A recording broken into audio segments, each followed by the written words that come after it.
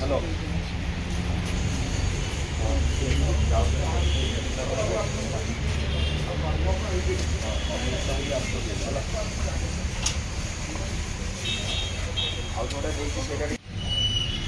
Doctor Devendra प्रधान को मृत्यु खबर पाई आम आम समस्त सांसद मैंने आज एठार आसी पहुँचीचु। आम पार्लियामेंट थिलु खबर पाइलु। डॉक्टर देवेंद्र प्रधान जड़े अत्यंत अमायिक व्यक्तित्व थे और जड़े विचक्षण और अत्यंत भल राजनेता थे।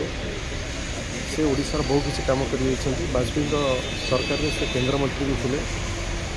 आज ओडिशार गोटे अपूर्ण क्षति कहले अत्युक्ति हेनी। आम आसलु आज पुत्र केंद्रमंत्री माननीय श्रीयुक्त धर्मेंद्र प्रधान को परिवार को आम समस्ते साक्षात करूँ समवेदना जनइलु शुणिलु। से पार्थिव शरीर को आज पूरी नि स्वर्गद्वार में दाह कर तेणु ये दुख समय